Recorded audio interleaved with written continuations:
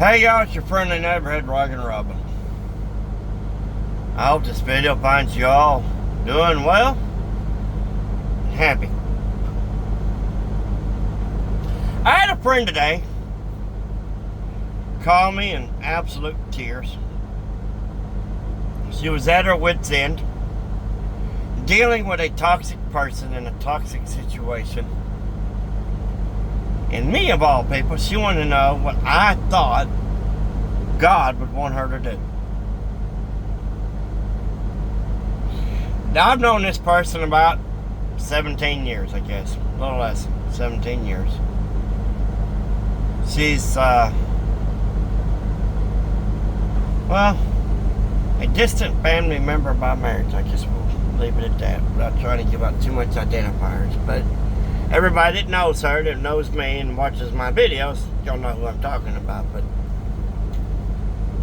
some of y'all may be watching this video and y'all may remember a different me from several years ago.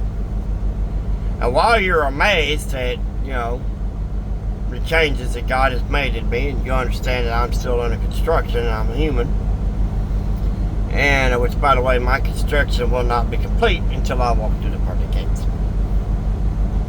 That's a subject for a different day. So they're dealing with a toxic situation with a toxic person. What do you think I should do? What do you think God would want me to do? Well, who all have you been talking to? Friends of mine, friends of hers, her children, her sister. I said, now you're asking me. Because I said, what's everybody saying? Basically the same thing. I need to get out of this situation.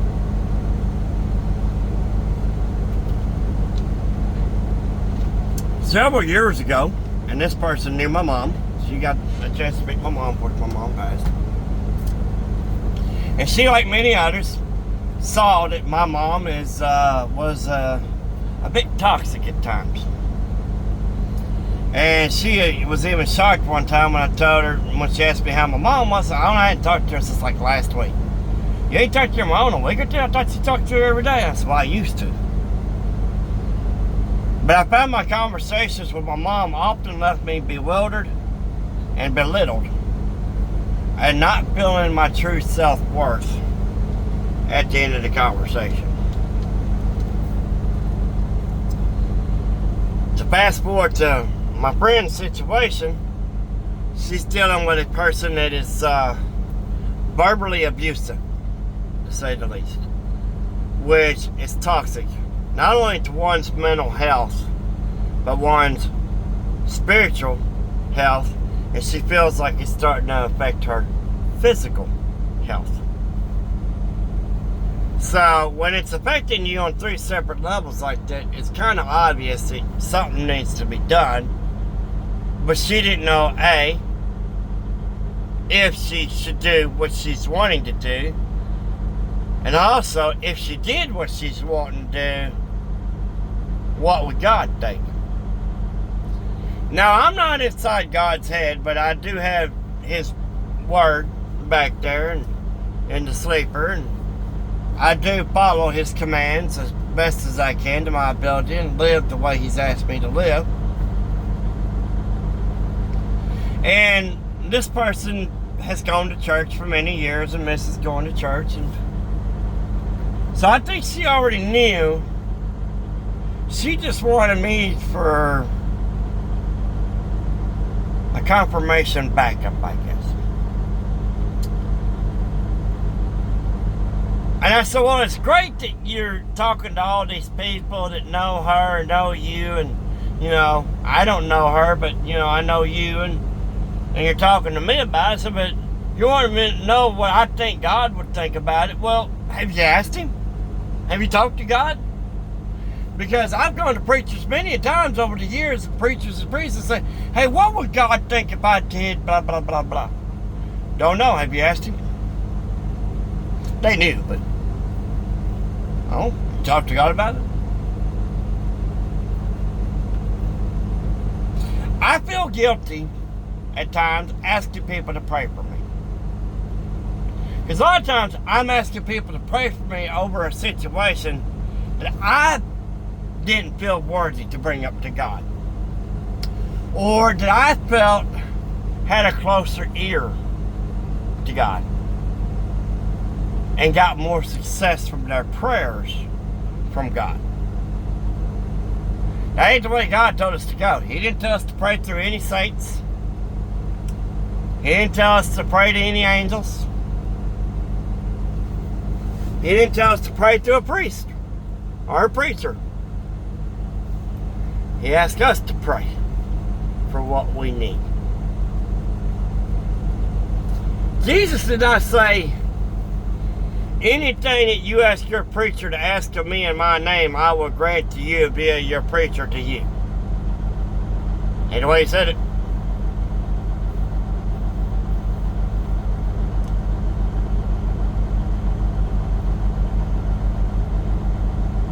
So I have trouble asking people to pray for me for things that even I don't pray for myself about. And then I sit back and I wonder, why's God not answer those prayers? So I'm chasing a rabbit here. I'm going to get back on point.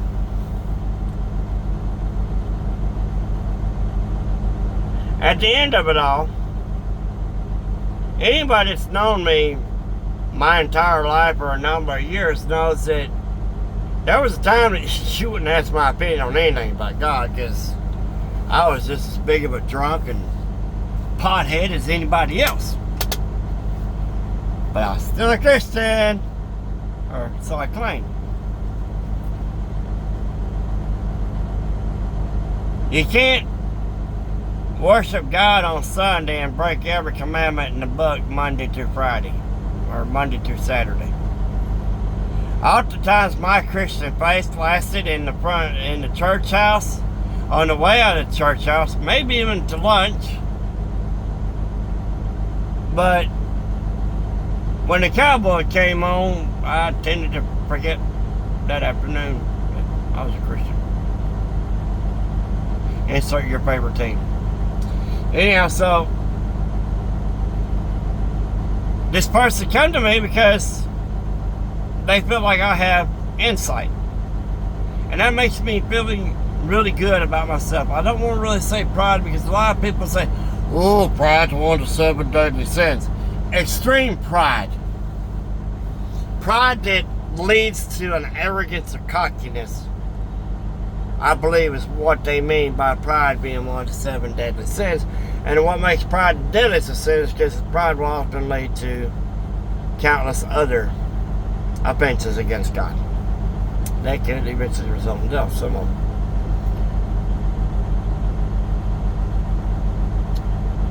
So, I feel good. I'm going to go to bed tonight with my head held high on my pillow. I'm going to feed my dog. She'll eat, and we'll curl up, and we'll sleep. And I'm satisfied. Not only satisfied, but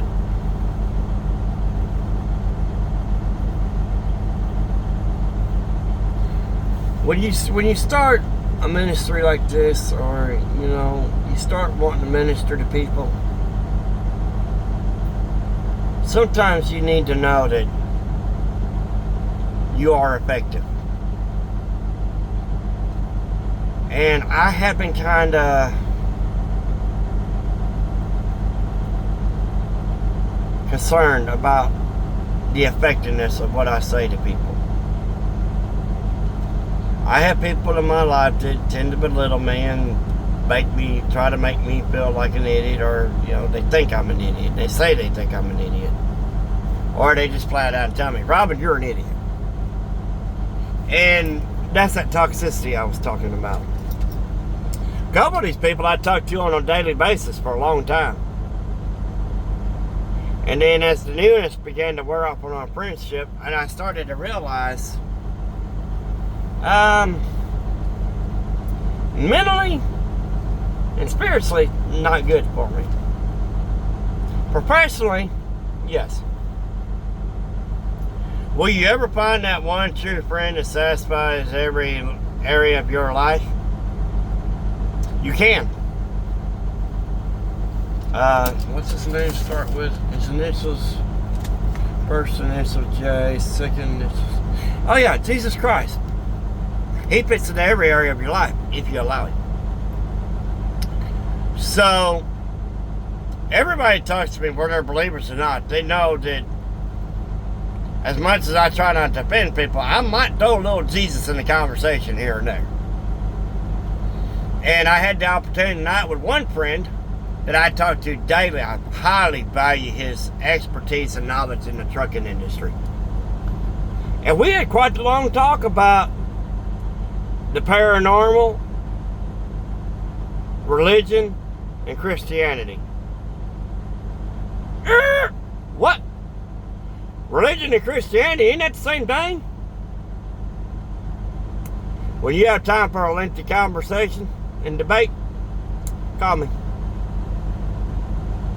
I would say my number's on the bottom of the screen, but it's not. But no. For those of you having trouble with that statement, have trouble with this one. I believe religion sends more people to hell than the devil. Now, as a Christian, you know the devil doesn't send anybody to hell, but he tries to get as many people there as he can.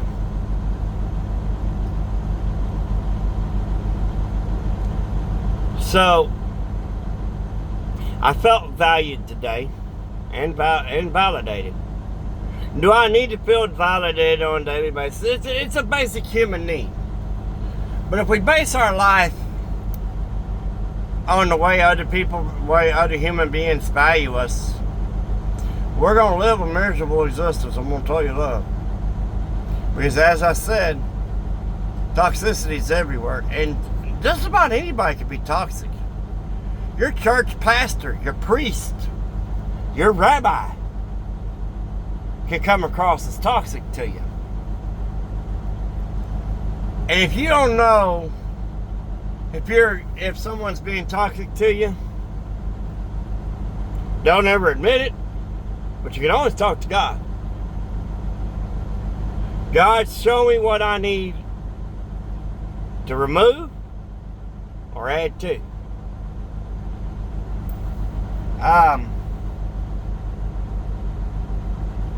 When you ask God to help you clean house, though,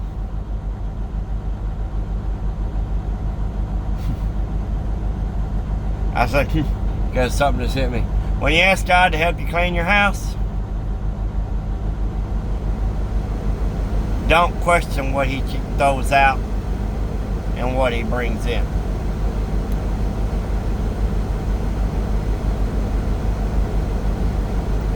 I had a friendship with a person that is no longer talking to me because I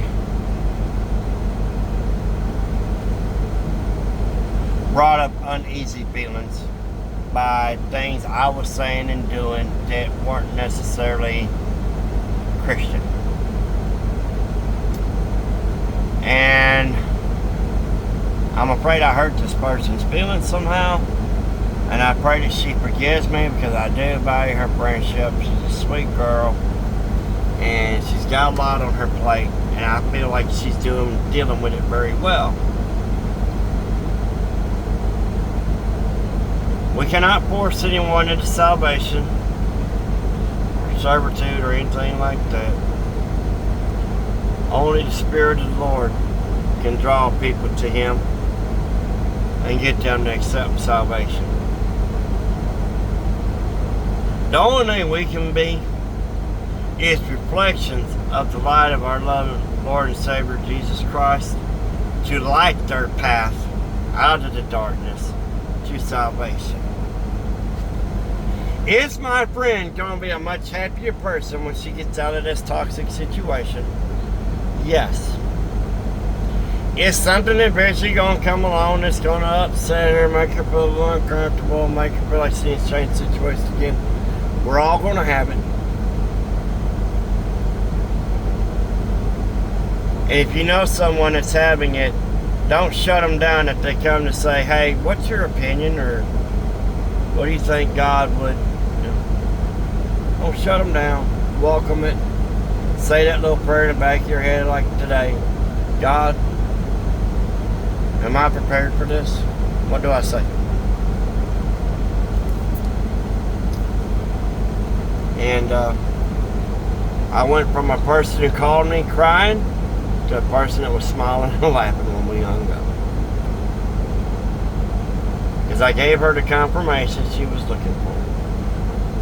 Because God told me to. And as long as we're obedient to what God tells us and we say the things that we want to say, you know, I've got some friends that they either don't believe, don't want to believe, but don't want nothing to do with. I know a lot of people that want a relationship with me. I don't want no relationship with them because of what they've done to me in the past. Is that an unforgiving spirit? Probably.